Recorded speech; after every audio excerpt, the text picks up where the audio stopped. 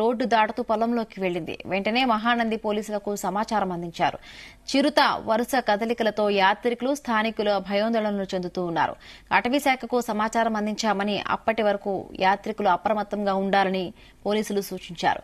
అటవీశాఖ అధికారులు బోను ఏర్పాటు చేసే వరకు స్థానికులు, యాత్రికులు ఒంటరిగా తిరగద్దన్నారు. ఒకవేళ వెళ్లాల్సి వస్తే శబ్దాలు చేసుకుంటూ పోవాలని పోలీసులు తెలిపారు.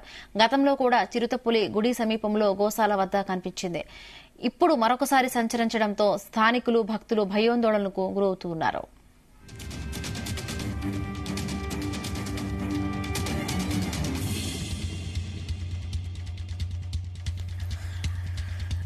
చిరుత సంచారానికి సంబంధించి మరిన్ని పూర్తి అప్డేట్స్ మా ప్రతినిధి సాయి ప్రసాద్ అందిస్తారు. సాయి ప్రసాద్.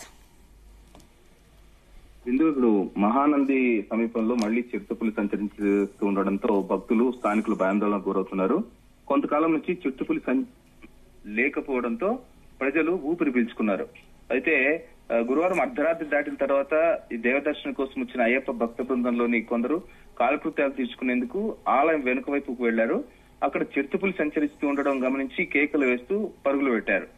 అలాగే మహానంది పరిసరాల్లోని పార్వతీపురం శివారు వైపు కూడా చిరుత నిన్న అర్ధరాత్రి సంచరించినట్లు కూడా స్థానికులు అంటున్నారు. ఎందుకంటే గత కొంతకాలం కిందట ఒక చిరుతపులి వచ్చి చుట్టుపక్కల పంది పిల్లల్ని కానివ్వండి, లేకపోతే కుక్కల్ని కానీ ఈ రెండింటినీ కూడా ఎత్తుకెళ్తూ ఉండేది. దీంతో భయాందోళనకి గురైన స్థానికులు అటవీ అధికారులకు సమాచారం అందించారు. అయితే అప్పట్లో ట్రాప్స్ ని ఏర్పాటు చేశారు. ఆ ట్రాప్స్ ఏర్పాటు చేసిన తర్వాత చిరుత అక్కడికి వస్తూ ఉండడం మానేసింది, అక్కడికి రాలేదని స్థానికులు చెప్పారు. అయితే ఈ జూలై నెలలో కూడా మహానంది ఆలయం ఎదుట చిరుతపులి సంచారం కలకలం రేపింది, అప్పట్లో 6 నెలల కిందట.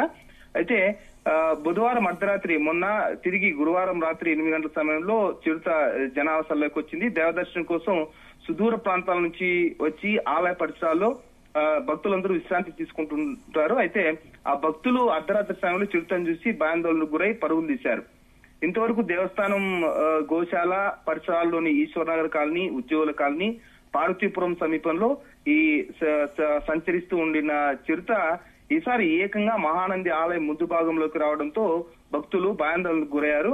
అయితే కొన్ని నెలల నుంచి చిరుతపులి కదలికలు మహానంది ఆలయ పరిసరాల్లో లేకపోవడంతో ప్రశాంతంగా ఉన్న స్థానికులు ఇప్పుడు మళ్లీ నిన్న మొన్న చిరుత సంచారం కనిపించడంతో భక్తులందరూ కూడా ఆందోళన చెందుతున్నారు.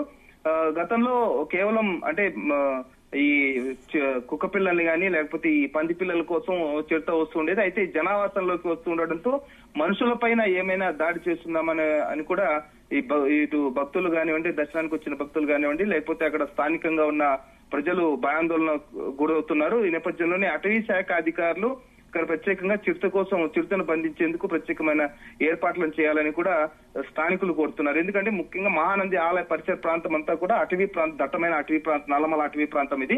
ఈ అటవీ ప్రాంతంలో వన్యప్రాణులు సంచరిస్తూ ఉంటాయి. అయితే ఆ అటవీ ప్రాంతంలో ఉండాల్సిన జంతువులు, వన్యప్రాణులు ఇప్పుడు జనావాసాల్లోకి వస్తూ ఉండడంతో భక్తులు గాని, ఇటు ప్రజలు గాని భయాందోళనకు గురవుతున్నారు. బిద్దు. Right, thank you Sai.